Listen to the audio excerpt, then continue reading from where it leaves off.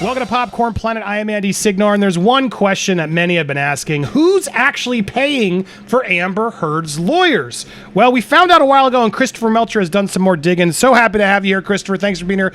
This is interesting because I think a lot of people are going to be surprised by who's actually paying for Amber's legal fees. And this actually came about based on an insight I found over on Puck by Matthew Baloney. And what I got to call is a very frustrating article that very biasly says Johnny's doing fake news, but the reality is, I think a reason why so much of social media has been feverishly on this case is because the truth has been exposed, and we're frustrated.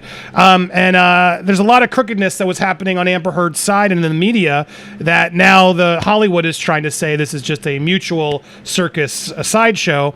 But beyond the article, and I don't want to get into too deeply, there's an opening of this article that was very telling. Did you know Amber Heard has litigation insurance? She does, according to two sources close to her. Actress's homeowner's policy is covering most of the cost of the $50 million trial against her ex, Johnny Depp. Defamation is actually a common area of protection for homeowners, though one prominent litigator told me it's usually carved out for famous people, given their highly likelihood for media disputes. Heard has already spent millions of her own fighting Depp, I'm told, before discovering in advance of the trial that she could invoke the coverage. Her rep declined to comment, but she did. So kudos to Heard's business manager or broker, whoever insisted that the policy be used. So Christopher, we were talking about this on a live, and you weren't surprised. Is this common? You now put together a thread of research to break this down. Does this surprise you?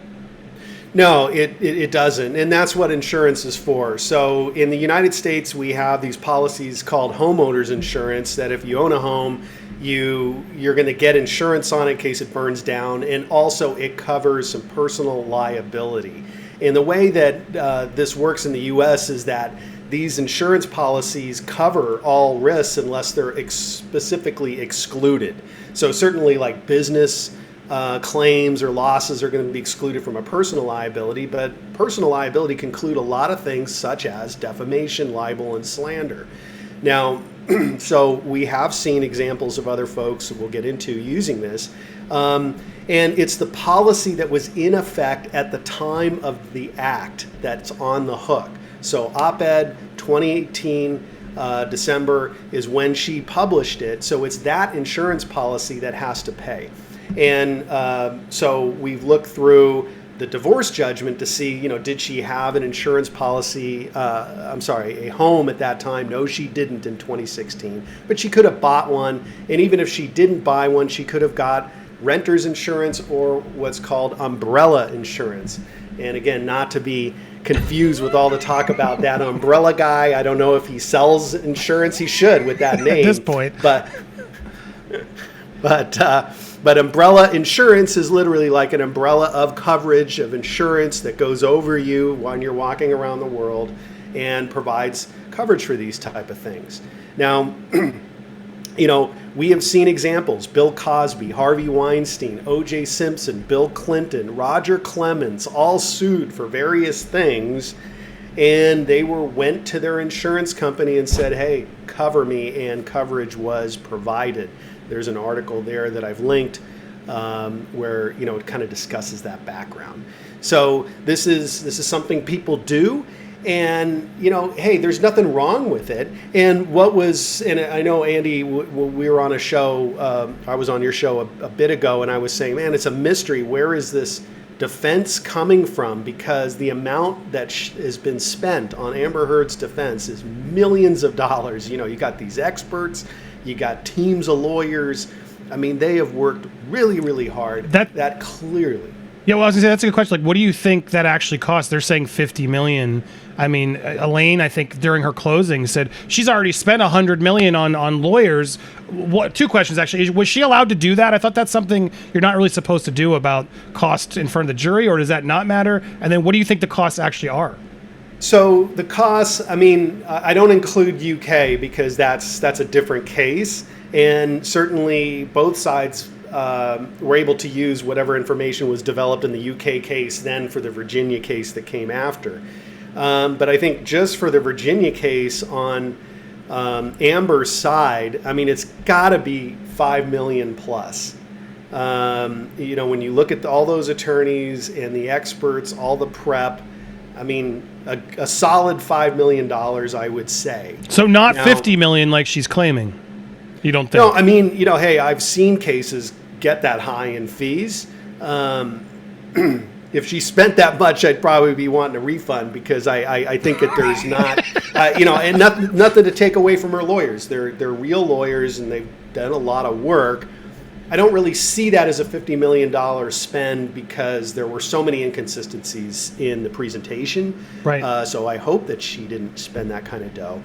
But the insurance would, the way it works is that the insurance says, okay, we got this claim, we'll cover it, cover the cost of defense. They'll help with the selection of a lawyer.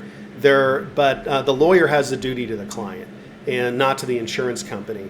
And but they're not going to go hog wild and necessarily spend $50 million when they could do it for $5 million. So again, some of this is guesswork. There shouldn't be any mention of insurance to a jury because there's a risk that the jury would say, wow, Amber's got insurance. Let's just give a gigantic award because she ain't going to have to pay it. The insurance will pay it. So that evidence of insurance isn't allowed for that reason. And we may see in here, maybe people on the jury feel like, wow, Amber Heard doesn't got $50 million, and we're going to wipe her out. We're going to bankrupt her. Maybe they don't want to issue that high of an award for that reason. But Elaine can bring up the fact that it costs $50 million and lie about how much it actually cost. Well, this is the problem. She did open the door a bit to this, and because remember, this all came up about the pledges. And she's saying, yes, I promised to pay the money to the sick and dying children of Los Angeles sitting in this hospital in the ACLU, but I couldn't actually pay the money or didn't want to pay the money because Johnny sued me. Again, that was after the fact, putting that inconsistency aside. That was her story. But she did kind of open the door to being like, well, hey, at least you ain't paying your lawyer if that's true, that the insurance is covering it. But even if that's the case, that the insurance is picking up all the costs of defense, they may not have to pick up the award because insurance does not cover intentional acts. So what we're really covering is negligence or sometimes maybe recklessness when we're getting an auto accident or we haven't maintained our property correctly. In the case of homeowners insurance, if somebody trips and gets injured on our property through our lack of maintenance, that's what the insurance is for. It's not intentionally doing something to somebody. And here, one of the questions for the jury is whether she made a knowingly false statement against Johnny, and that would be an intentional act. So the insurance, if it's involved here, would be doing it under what's called a reservation of rights. They would send her a letter saying, okay, we're going to have to pay for lawyers for you, but we're telling you we may deny any claim for payment of a verdict or judgment against you because if the jury says you acted intentionally, we don't cover your intentional acts, we cover your acts of negligence. So they may very well be some squabbling later, but at least it seems like she got a free ride. And again, Amber Heard is not a wealthy person. Well, you say here she had no real property either, so how did she get this in place? No, I mean, I looked at the divorce judgment in 2016. When you get divorced, you got to list everything you have because that's awarded to you as what we call separate property. What was awarded to her as her separate property was the $7 million payments that Johnny was going to make to her over time, a Range Rover, I think the 2 dogs, furniture and furnishings. She had like a loan out company for her films.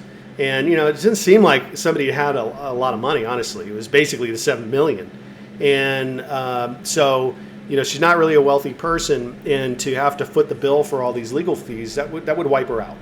And what's interesting, as you say here, intentional acts not being covered. So even though they're covering the case, if they find her guilty and she has to pay now Johnny the verdict fee, knowingly it was false, there's potential they're not going to pay. Yeah, so there's 2 ways. Remember, in a defamation case against a public figure, you have to show the statement was false, it was about Johnny, and that there's actual malice, which means that either the statement was made knowingly false, that she knew that it was a false statement when she said it, or that she acted in reckless disregard for the truth. Now, if the jury comes back and says, hey, we say it was in reckless disregard, well, now that's probably covered under the insurance because that sounds more like negligence. It's not, I am doing this knowing that I'm harming this other human. So, there may be very well some wrangling behind the scenes with Amber and her attorneys to set it up so that she is covered for an award, not just for the fees that she spent defending it.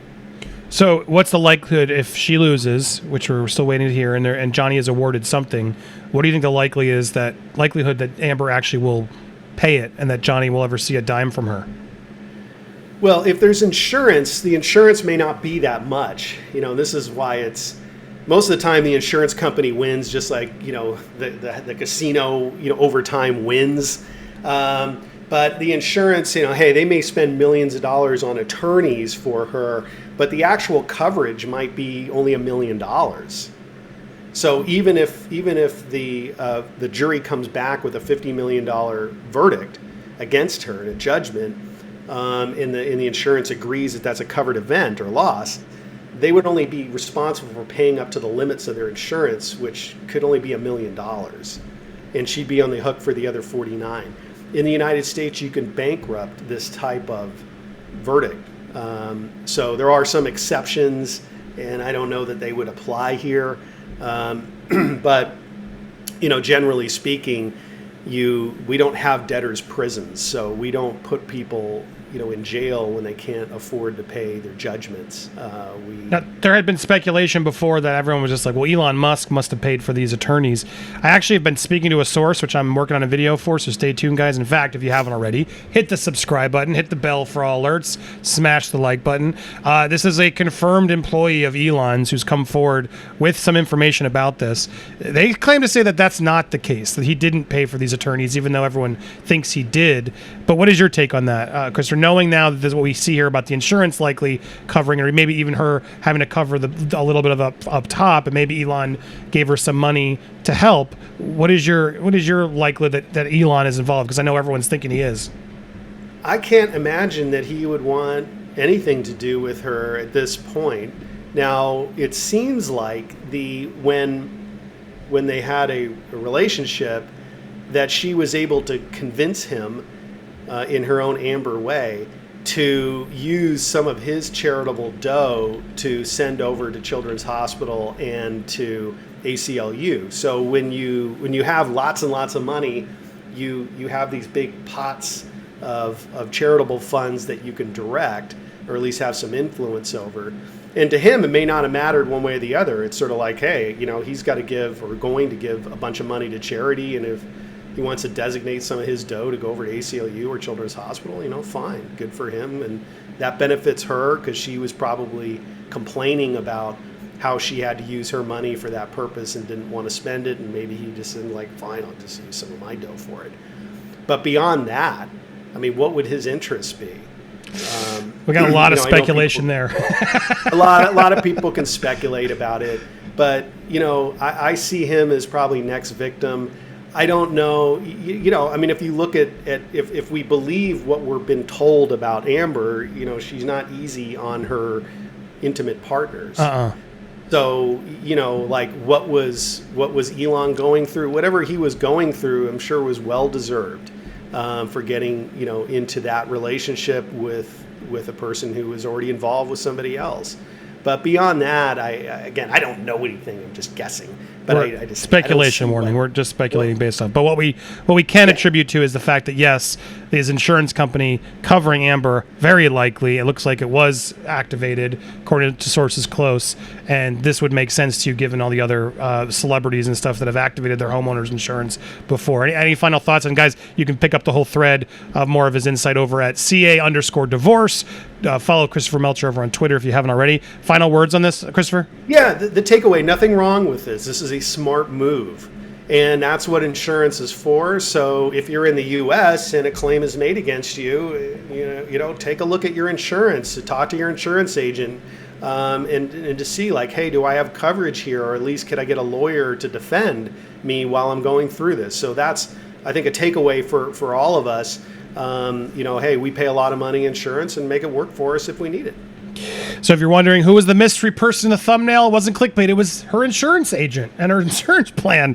Not what you expected. Still shocking nonetheless. But hey, man, good for us to know that we have that potential ability if we need it. Always a pleasure to talk to Christopher. In fact, we have more to talk about with Christopher. We have another topic you're not going to want to miss. What's Johnny's next steps? Can he still sue other things? Like, is there other possibilities? Turns out there might be, so stay tuned. Make sure if you haven't already, hit the subscribe button and stay tuned for more coverage here on Popcorn Planet.